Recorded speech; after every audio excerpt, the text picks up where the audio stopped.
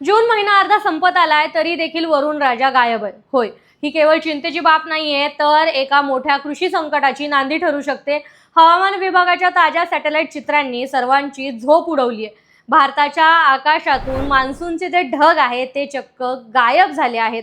महाराष्ट्रासह देशातील तब्बल 17 राज्यांमध्ये सध्या पावसाची तीव्र प्रतीक्षा आहे.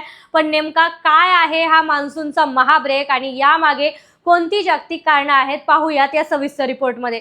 नमस्कार, मी भाग्यश्री आणि तुम्ही पाहता आय लव्ह नगर न्यूज. 4 ते 15 जून या अवघ्या 11 दिवसांच्या काळात संपूर्ण देशात तब्बल 64% पावसाची अभूतपूर्व तूट नोंदवली गेली आहे आणि नेहमी या काळात देशाच्या कानाकोपऱ्यात कोसळणाऱ्या मान्सूनच्या धारा यंदा पूर्णपणे थंडावल्या आहेत.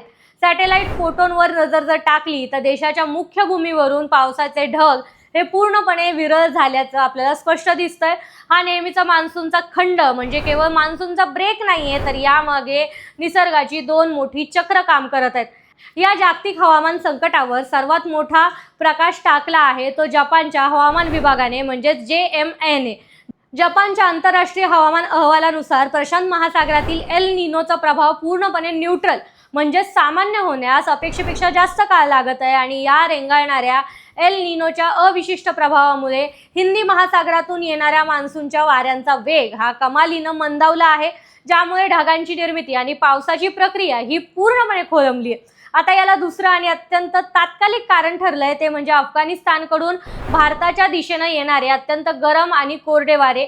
या कोरड्या वाऱ्यांनी मान्सूनच्या आर्द्रतायुक्त ढगांना पुढे सरकण्यापासून रोखून ठेवलेलं आहे. परिणामी आपला मान्सून जो आहे तो सध्या महाराष्ट्रातील रत्नागिरीमध्येच रेंगाळला आहे.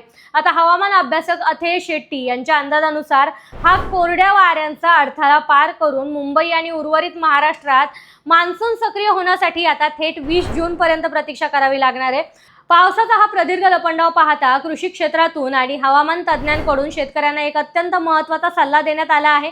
केवळ पूर्व मोसमी किंवा हलक्या पावसावर विसंबून घाईघाईने पेरण्या करू नयेत. जोपर्यंत तुमच्या भागात किमान 75 ते 100 मिलीमीटर इतका दमदार पाऊस होत नाही तोपर्यंत पेरणीचा धोका पत्करू नका. अन्यथा दुबार पेरणीचे अवाढव्य आर्थिक संकट ओढावू शकते. त्याचबरोबर अल निनोच्या संकटामुळे पावसाचा लहरीपणा आणि खंड वाढण्याची शक्यता असल्यानं शेतकऱ्यांनी कमी पाण्यावर आणि कमी कालावधीत येणाऱ्या सोयाबीन म्हणजेच कमी अवधीचे जे वाण आहे यामध्ये मूग, उडीद किंवा कोरड्या हवामानातही तग धरणाऱ्या बाजरी आणि तूर यासारख्या पिकांची निवड करावी.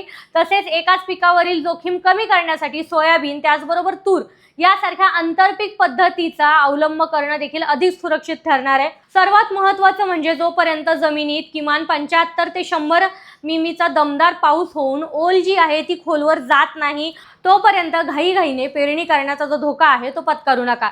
तुम्हाला ही माहिती कशी वाटली कमेंट करून नक्की सांगा आणि अशाच नवनवीन अपडेट्ससाठी फॉलो करायला विसरू नका.